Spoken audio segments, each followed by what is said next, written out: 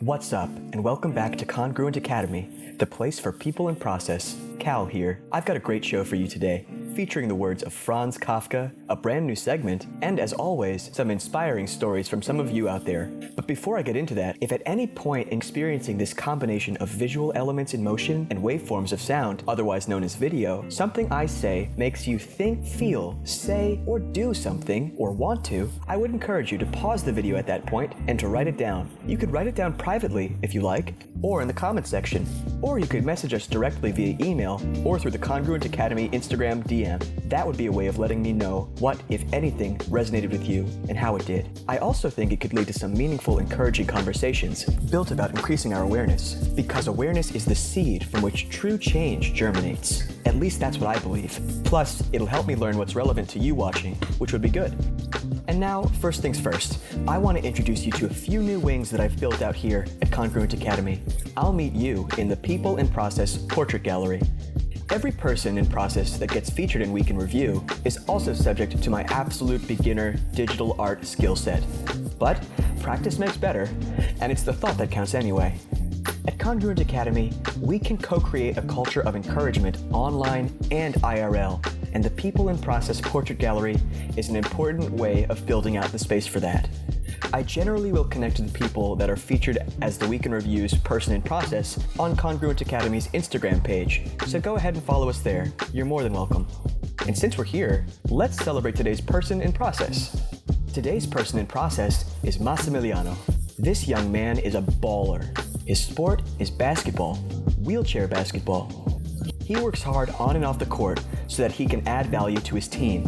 His tenacity, his mentality, which he attributes often to inspiration from the late and great Kobe Bryant, and his sportsmanship, all amount to a true person in process. I'm inspired by Massimiliano, and if you check out his social media feed, I'm sure you will be as well. Forza Massi, you've got this. Let's hang up your portrait up here in the People in Process Portrait Gallery. And if you think that's the only new addition to Congruent Academy this week, you are wrong. Look at that, the Hall of Halfformed Thoughts. Think of the Hall of Halfformed Thoughts as the ideation station of Congruent Academy. It's where I go to get things flowing. It's full of the soil that I need to sift through to find those golden nuggets. It's a creative space. It's a place to launch adventures from. I hesitate to define it further, so I'll leave it at that for now. And over there is the room for improvement. That's where I host congruent conversations. More on that in another episode. I can't give everything away all at once now, can I? Now, if you're still watching this video, you can support the programming here as always by subscribing and getting the word out about Congruent Academy by sharing this video with a friend. I am, as always, grateful for your support. And with that, back to the scheduled program. Word of the week. Word of the week. Learn your vocabulary. This episode of Week in Review's Word of the Week is rudimentary, adjective, involving or limited to basic principles related to an immature, underdeveloped, or basic form. I chose this word because I feel that it is relevant to the state of this channel. Much of that is due to the nature of just being a beginner. I know I have no formal training in making videos or visual art, and surely that's not a surprise to you. After all, I'm looking like a glorified stick figure. And this word, rudimentary, is an implicit precondition for any person in process that's just getting started. Because something that's underdeveloped can be developed. Thanks to having a computer and the internet, I basically have all the tools that I need to express and share the way I'm getting my act together one video at a time. And in time, by continuing to invest in this positive feedback loop, I believe that I will develop the technical competencies to develop such expressions in a more sophisticated manner across time. Perhaps I'm closer than I realize. In any case, let's try rudimentary in a sentence. The quality of the writer's work was far from rudimentary. While her peers were still struggling with underdeveloped storylines and sentence structure, she was able to bring her readers along for the adventure of her novel's protagonist. The efficacy of her words was so advanced it appeared effortless, as images and ideas transferred seamlessly from the page to the collective imagination shared between the reader, the author, and the story itself. As a channel just getting off the ground, much of how and what I'm articulating in this space is rudimentary, and that is okay. It is okay to be a beginner. It's okay to be a fool. That's how I shine a light on my blind spots and continue to learn and grow by embracing the basics, practicing, making mistakes, taking risks to gradually become more informed and sophisticated. That is my process of becoming. In spite of the stigma of something that is underdeveloped, I embrace the stage as an opportunity and a challenge, though it all feels so foreign sometimes. And that's a great segue into the quote. I'm just speaking on what someone else has spoke. It's the quote, it's the quote, it's the quote, it's the quote. Whoop, whoop. Paths are made by walking. Franz Kafka.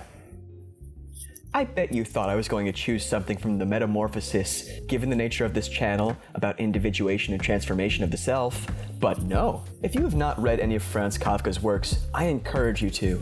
I've linked to his Wikipedia page and official pages in the description below. This is a quote at face value that seems obvious, and in the 21st century, obsolete. I mean, nobody makes paths by walking anymore. That is just so Kafka-esque. This quote does serve as a reminder to me that this course of action I am on leaves a trail, and if I want to find my way back, it's important to take stock of the important signposts that I pass along the way. I cannot allow myself to get so lost here that I can't find my way back. But still, I must move forward, and guided by my inner compass, which directs me towards my true north, I have faith that I will continue to venture down the right path, in spite of all its snags and twists and turns. So yes, I am moving forward, and this path is going to be made by walking, with baby steps at that. And speaking of moving in the right direction, let's press on to the next segment. If you want to make a change today, you are deciding to be better. And that's a good thing. Yeah. Number 1, never use this word to describe yourself or your career. Hey, the general manager wants to see you in his office is rarely something that a guy on the bottom of the totem pole wants to hear.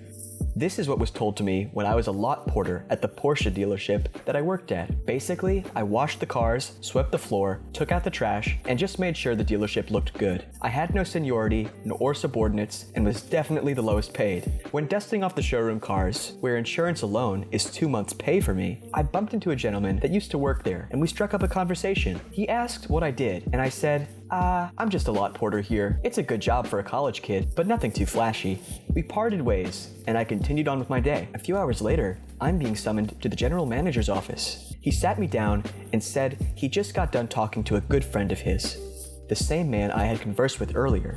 Then he said, "You know, I heard something very alarming from him. He told me that you said you were just a lot porter. Is that true?" I told him yes. He then told me something that I have never forgotten. He said, "Look, you're not just anything. You're a lot porter. Not just, not only. You're a lot porter, and you're just as, if not more, valuable to this team than the guys selling the cars. I see you every day making sure this place looks sharp, and without that, these sales guys don't sell anything. If the cars are dusty or there's dirt on the floor, they are just going somewhere else, and we all know that they are going to be dusting the cars. You're not just a lot porter. Remember that. I've never forgotten that, and to this day, I've caught others with this similar thought. So if you are using the word just in front of your job description, I'd encourage you to drop that part. You're needed in your position and not just anything. If your position was that irrelevant, it would most likely be automated. All this said, there's something to be said about toxic environments, being happy in a position, morale, or the many other reasons why you're dissatisfied with your position. Those are all important topics, but just for your own sake, don't use just anymore. And for those who are in leadership positions, don't use it to describe your subordinate positions either. I hope this serves you and those you work for alongside and over. It has served me many times over, and has brightened both my self-pride and worth, as well as those whom I have the pleasure to lead. Number 2, life is too short to die wishing you had done a little more. My dad passed away last year suddenly, and if I learned anything from the whole situations, it is that life is precious. We deserve to live our lives the way we want to. We should dress how we want, be who we want. We should speak what's in our hearts, and worship what we believe in. We should take other people's opinions and criticisms with a grain of salt. Despite the things that cause us pain, and the things that bring drama and drive us to the brink of hate, we should be kind to others and choose love. Well, firstly, let me extend my condolences to this user for your loss. Secondly, thank you for sharing this. This is truly the type of wisdom that can only be born from pain, and we appreciate it here at Congruent Academy. Now, last one, number 3. I have PTSD and depression, and I set a goal back in April to exercise 2 to 3 times a week. In spite of a month-long depressive episode in May, these last 6 weeks, I hit my target.